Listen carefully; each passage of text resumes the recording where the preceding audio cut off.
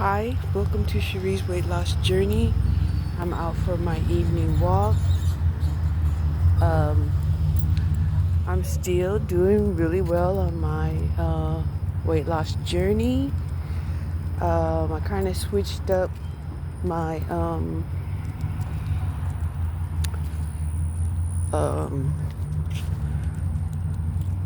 my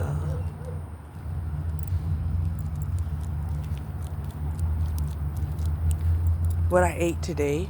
Switch it up just a little bit.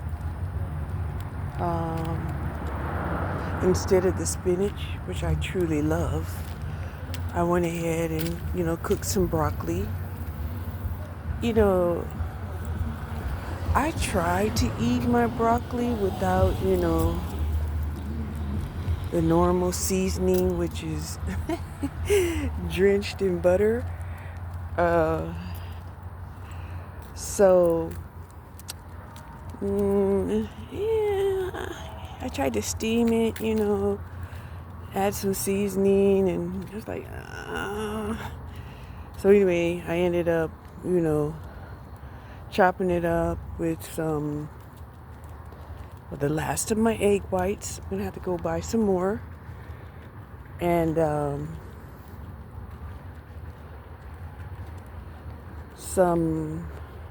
some bacon bits for some flavor, and and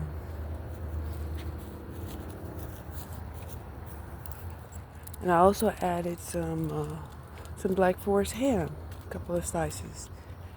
My calculations it was about 500 calories. I ate half of it for brunch, and then I also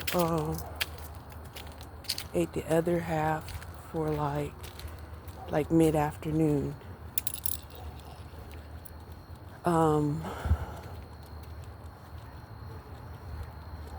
Another thing that I was really proud of myself is I had a large salad yesterday. It was mostly like an additional serving of spinach and cabbage, but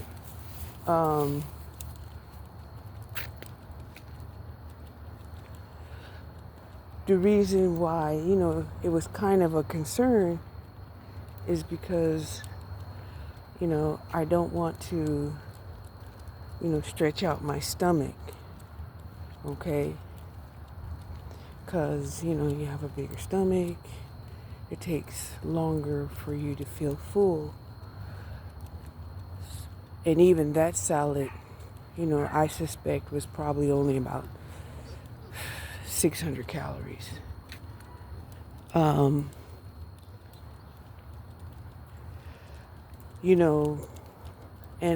I know they, I was reminded today by another retiree who, was stating that,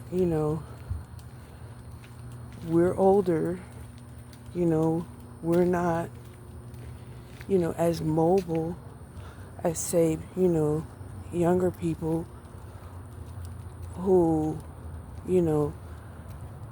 should probably have a typical diet of 2,000 calories, and she just basically had cautioned people to, know,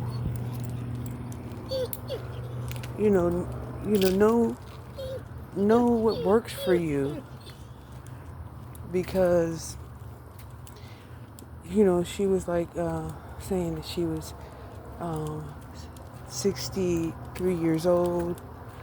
She was 5 feet, and if she was to eat 2,000 calories, she would definitely, gain weight.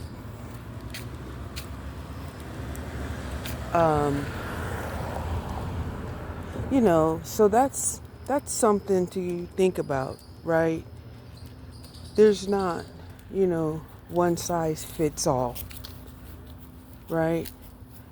So when I was sitting up there thinking about, okay, sure, we can get blood tests, right? And find out, where the typical markers are, and if they're, you know, uh, adequate, right? But, when I took my dog to the vet, and then I also had heard some videos about um, stool analysis. And I'm like, now that's really something that, they don't really talk about and we don't really do. To see, I guess, you know, if we have parasites or blood or, anything like that. Now, of course, they do the colonoscopies, right, which is also recommended at least once every 10 years once you reach 50.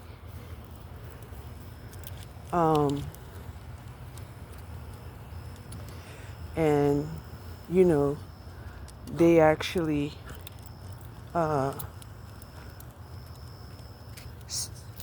put you under to do that.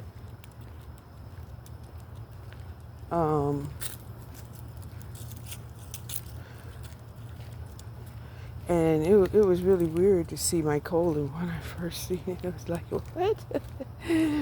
Yeah. Interesting for sure.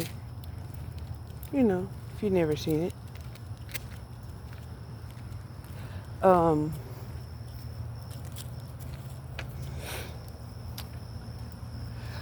But, another thing that was on my mind, right, and talking about, not everyone's journey is the same, right? Kind of expanding on the thing that, we're all going through similar things but different. And that's the subject of generational curses. Okay?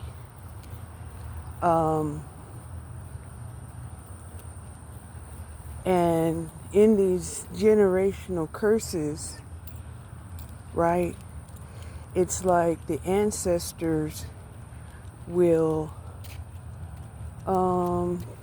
choose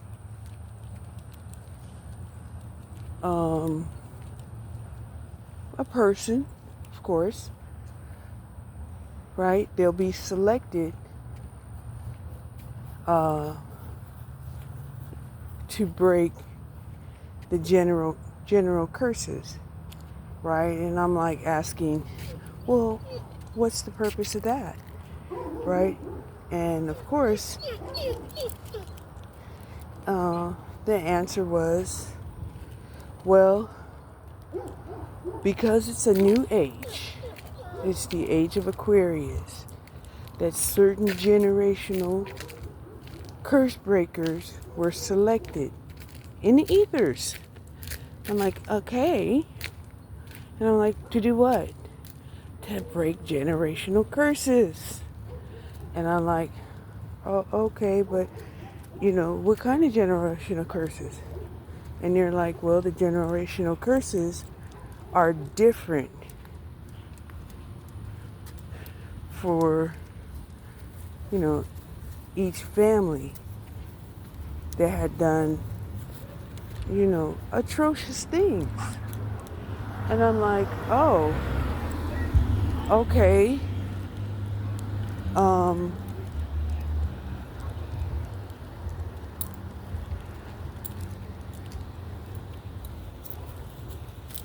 And So they would be tested and confronted to do the same things as their forefathers and mothers. I'm like, oh, okay. So that kind of correlates to that, the sins of the father falls on the son, right? And dang, there went my light. And so I was like, okay, so that's something else that's going on right now? And the answer was yes. But you already knew that, so why did you ask that? And I was like, well, I asked it because,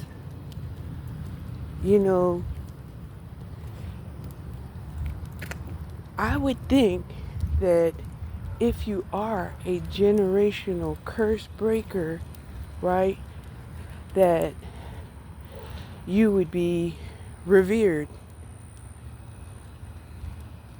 honored,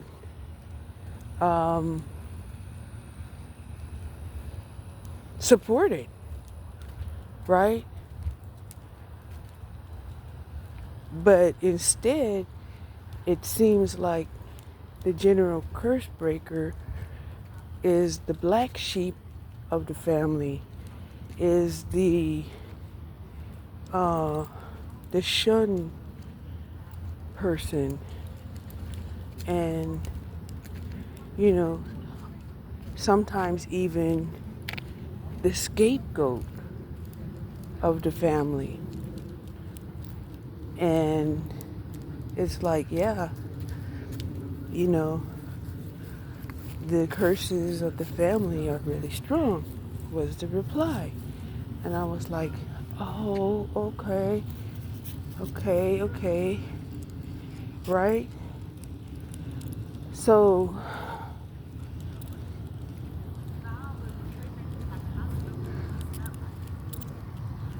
I was like, okay, so,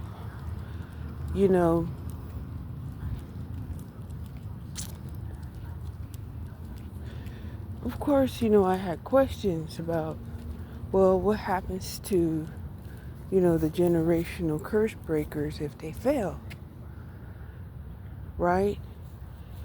And it was stated that, that would, you know, destine that family lineage to doom and gloom and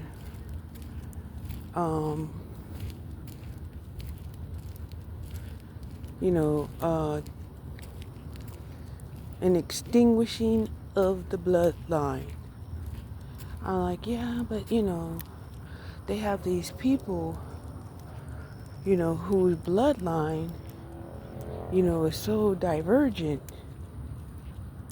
and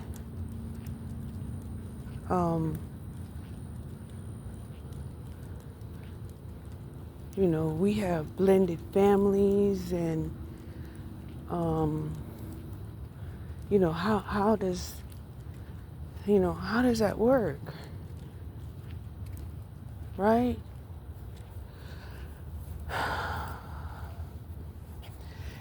And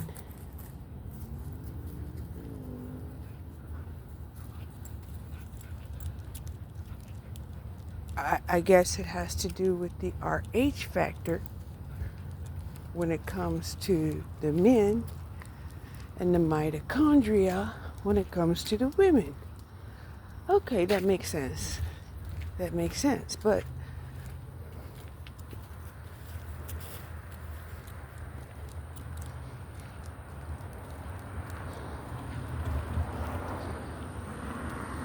with all of these things across the board, evolving in this new era, how can you tell you know, what your challenge is going to be, right? Um,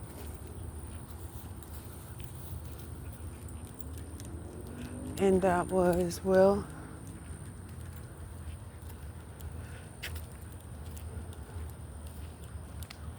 you know, you'll you'll receive messages,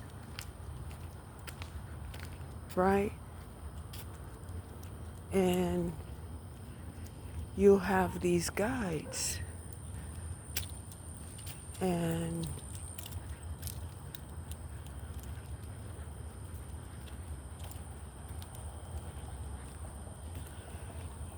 these are the ones that you would ask,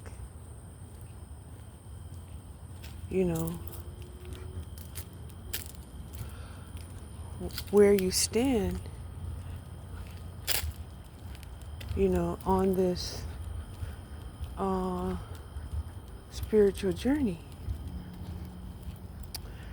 And the main reason why I had asked was, you know, a lot of people, they want to select uh, their journey. See, a lot of them, you know, they want to be on the twin flame journey. And, you know, with hopes of having everlasting love. And it was stated to me that the twin flame journey is people that were selected and were monitored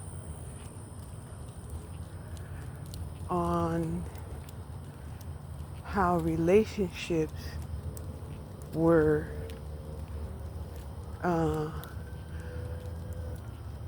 developing and falling apart, because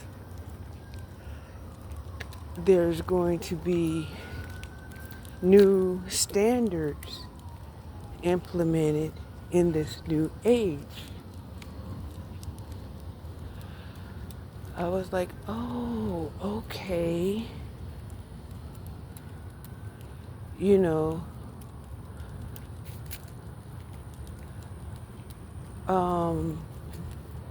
and then it also came to me that that's why even twin flames can be siblings, mother and child, father and son, you know, sisters and sisters and sisters and brothers and sisters and brothers with brothers, and yeah.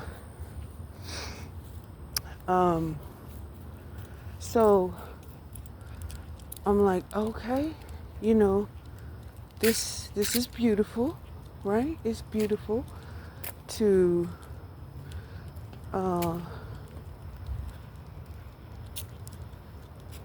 to oh, it's beautiful and necessary, you know, since, you know, we're in this revolution of evolution, right? And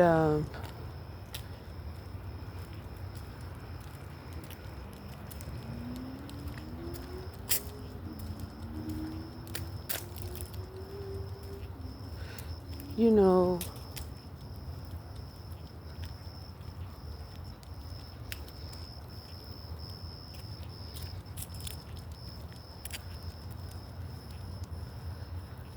it's a little difficult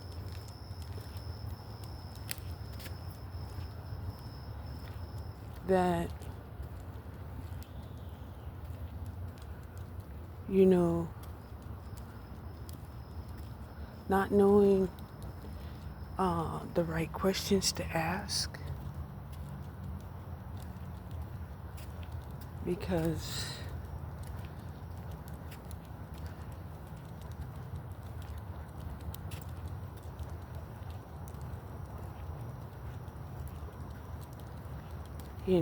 of course,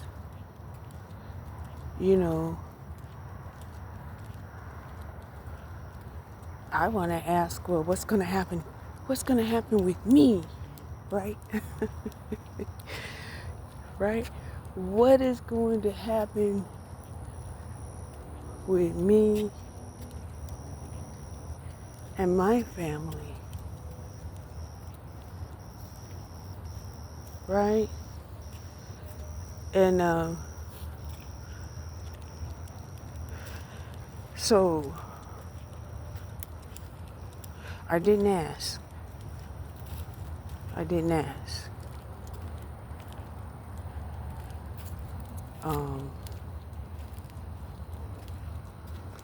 And I guess the main reason why I didn't ask, even though I wanted to know, is because,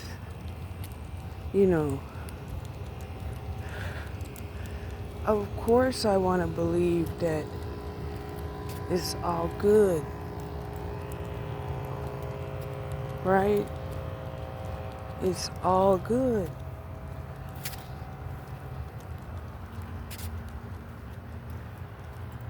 And there was that fear,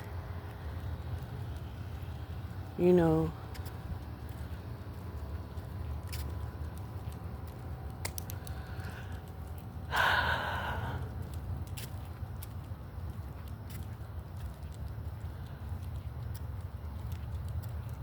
maybe the correct question would be, am I a twin flame? Am I a curse breaker? Am I written in the book of life?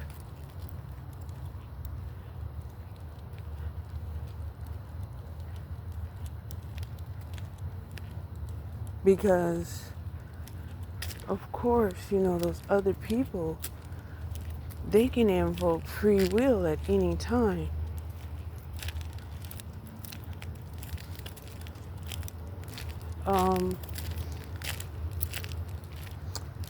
So yeah,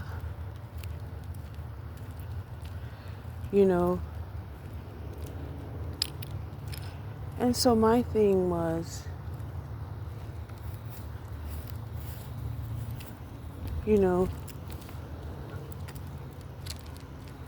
can you tell me what God has named me?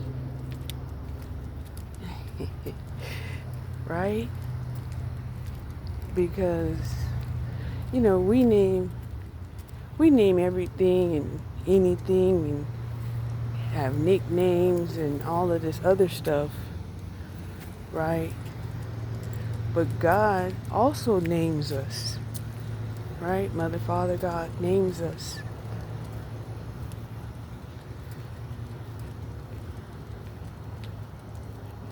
And usually that name is very, very significant. Okay? And so I've been waiting to hear my name. Very interesting, right?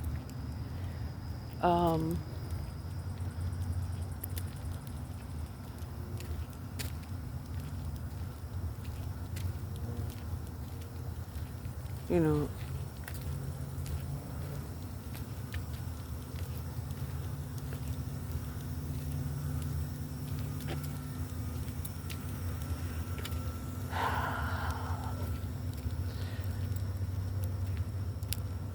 and that would be, enlightening indeed.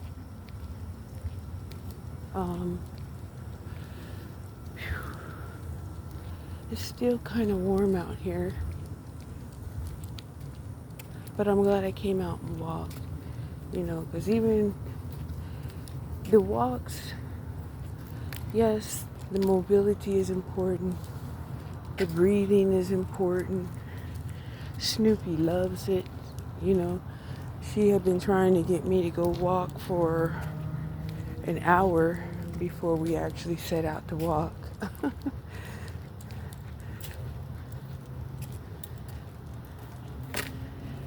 um, yeah.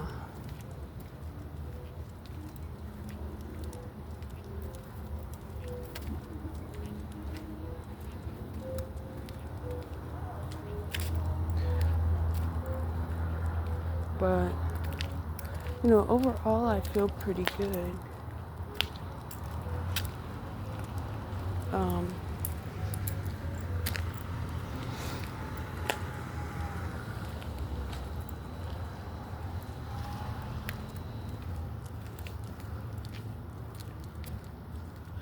and I just can't wait to see what the new normal is going to be.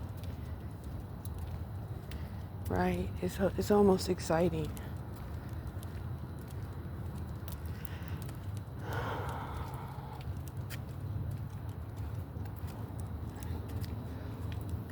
Hi. Hi.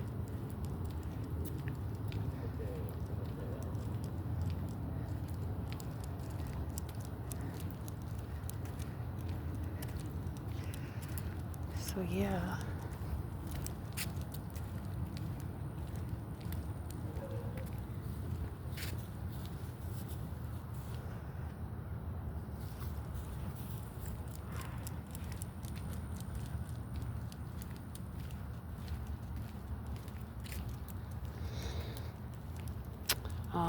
I'm trying to decide whether or not I'm gonna snack on a little bit of salad before, for nighttime. Like I said, I don't want to get to a point where, I'm eating too little. Even though, I talked about being older, and having a slower metabolism, also being hypothyroid. Uh,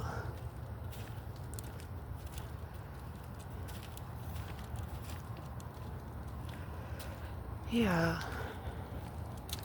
because I don't want my metabolism to go into starvation mode, and then, I won't be able to lose weight at all.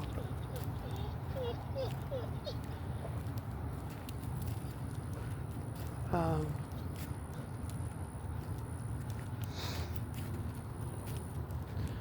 so yeah, I am thinking about having a little bit of salad, because I think I think I ate about 600 calories today.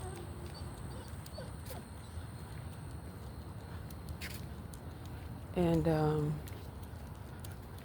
that's a little bit on the short side.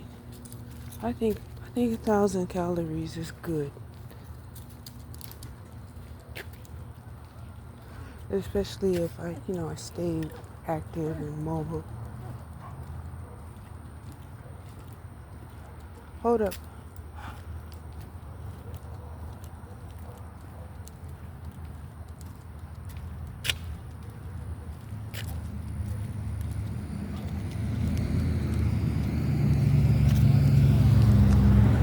Um,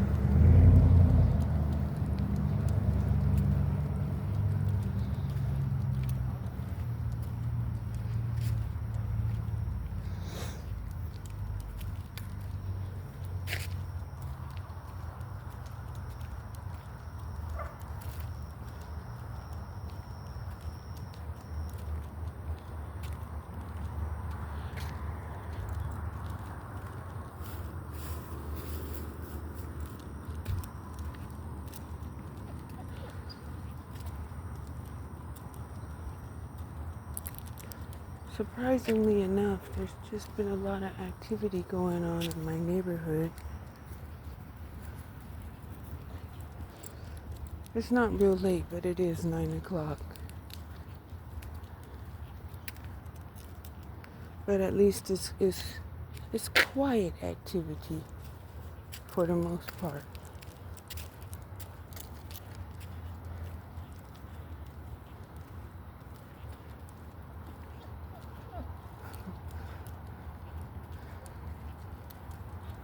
Right?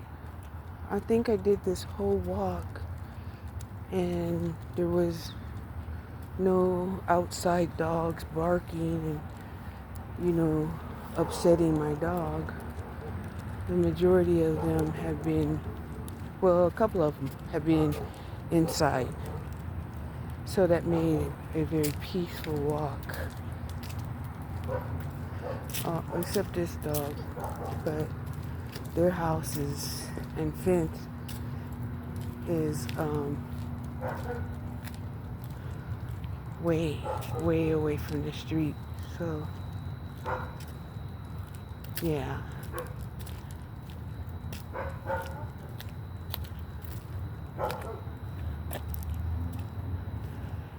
Okay.